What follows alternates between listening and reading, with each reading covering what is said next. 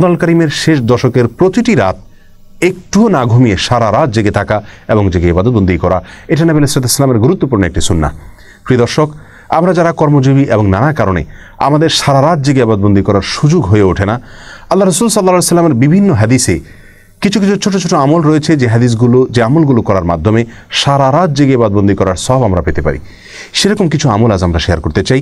তোমাদের প্রথম আমলটি হলো এশা এবং ফজরের সালাত জামাতের সাথে আদায় করা।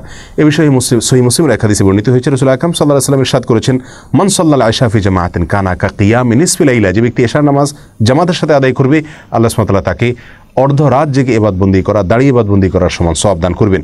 ওমান সাল্লাল আশা ওয়াল ফজর মাল জামাআ ও ফি জামাআ কানা কা কিয়ামি লাইলা। আজ যে ব্যক্তি এশা এবং ফজর উভয় সালাত জামাতের সাথে আদায় করবে, আল্লাহ সুবহানাহু ওয়া তাআলা তাকে সারা রাত জেগে ইবাদত করার, দাঁড়িয়ে ইবাদত করার সওয়াব দান করবেন। দ্বিতীয় আমল হলো ইমামের সঙ্গে এশার সালাত এবং তারাবির সালাত সম্পূর্ণ শেষ মুহূর্ত পর্যন্ত থেকে আদায় করা। এ বিষয়ে তিরমিজি এবং আবু দাউদে বর্ণিত হাদিসে রাসূল আকরাম সাল্লাল্লাহু আলাইহি ওয়াসাল্লাম ইরশাদ করেছেন, ইন্নার রাজুলা ইযা সাল্লামা আল ইমাম হাত্তা ইয়ানসারিফা হুসিবা লাহু কিয়ামুল লাইলা। যে ব্যক্তি ইমামের সঙ্গে রাতে সালাত আদায় করে, এশা পড়ে, তারাবি পড়ে এবং ইমাম চলে যাওয়া পর্যন্ত তিনি অপেক্ষা করেন, অর্থাৎ শেষ পর্যন্ত থাকেন সালাত ইমামের সঙ্গে, এই ব্যক্তিকে আল্লাহ সুবহানাহু ওয়া তাআলা রাতে দাঁড়িয়ে সারা রাত জেগে দাঁড়িয়ে ইবাদত করার সমান সওয়াব দান করেন। তৃতীয়ত হলো রাতের যে কোনো সময় 100 আয়াত তেলাওয়াত করা। এ বিষয়ে সহিহুল জামে একটি হাদিস বর্ণিত হয়েছে, যে হাদিসে নবী আলাইহিস সালাম ইরশাদ করেছেন, যে ব্যক্তি রাতে 100টি আয়াত তেলাওয়াত করে, আল্লাহ সুবহানাহু ওয়া তাআলা তাকে সারা রাতের ইবাদতের সমান সওয়াব দান করেন, যে কোনো জায়গা থেকে 100 আয়াত তেলাওয়াত করলে রাতের ভিতরে। 4 নম্বর আমল হলো, যে ব্যক্তি বিছানায় এলেন এই উদ্দেশ্যে যে তিনি উঠে ইবাদতবন্দি করবেন, কিন্তু তার ঘুম তারপরে প্রাবল্য বিস্তার করার ফলে তিনি আর জেগে ইবাদতবন্দি করার সুযোগ পাননি, ঘুম এসে গেছে এবং সেটা প্রবল হয়ে গেছে, এই ব্যক্তি যে প্রতিজ্ঞা করেছেন, তিনি যে দৃঢ় ইচ্ছা পোষণ করেছেন উঠে সালাত আদায় করবেন, শুধুমাত্র এই তার সদিচ্ছা এবং দৃঢ় প্রতিজ্ঞার কারণে আল্লাহ সুবহানাহু ওয়া তাআলা তাকেও সারা রাত জেগে যেভাবে তিনি নিয়ত করেছিলেন জেগে ইবাদত করবেন, সেভাবে আল্লাহ সুবহানাহু ওয়া তাআলা ইবাদতের সওয়াব তাকে দান করবেন। আর তার যে ঘুম এসেছে, এটি আল্লাহ সুবহানাহু ওয়া তাআলার পক্ষ থেকে তার জন্য সাদাকা বা উপহার ছিল। প্রিয় দর্শক, এছাড়াও রাসূল আকরাম সাল্লাল্লাহু আলাইহি ওয়াসাল্লাম বিভিন্ন হাদিস থেকে রাতে সিয়াম এবং দিনে কিয়াম, অর্থাৎ রাতে রোজা এবং দিনে দাঁড়িয়ে ইবাদতবন্দি করার সব এনে দেয় কিছু কিছু আমল। তার মধ্যে থেকে একটি হলো উত্তম আচরণ, উত্তম ব্যবহার, সুন্দর আখলাক।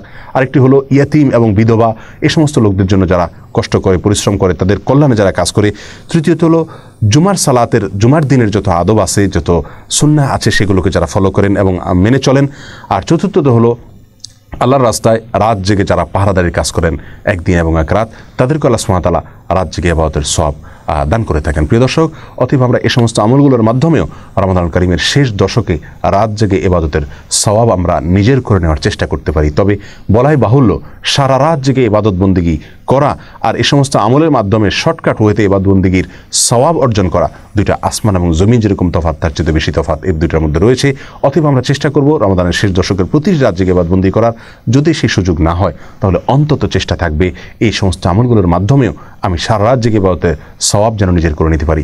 লাইলাতুল কদর যেন আমার মিস না হয়, লাইলাতুল কদরের ইবাদতের সওয়াব যেন আমি পেতে পারি। আল্লাহ সুবহানাহু ওয়া তাআলা দেখবেন আমার প্রচেষ্টা, আমার ইচ্ছা, আমার সাধনা, আমার আন্তরিকতা। আল্লাহ সুবহানাহু ওয়া তাআলা আমাদের সকলকে রমাদানের শেষ দশকের প্রতিটি রাত সারা রাত জেগে ইবাদত করার তৌফিক দান করুন। সেটা যদি আমরা করতে নাও পারি, অন্তত দুধের স্বাদ ঘোলে মেটাবার যে চেষ্টা, সেটাও যেন আমাদের মধ্যে থাকে, আন্তরিকতা যেন প্রকাশ হয়। আল্লাহ আমাদের সকলকে তৌফিক দান করুন। জাযাকুমুল্লাহু খায়রা। আসসালামু আলাইকুম ওয়া রাহমাতুল্লাহি ওয়া বারাকাতুহু।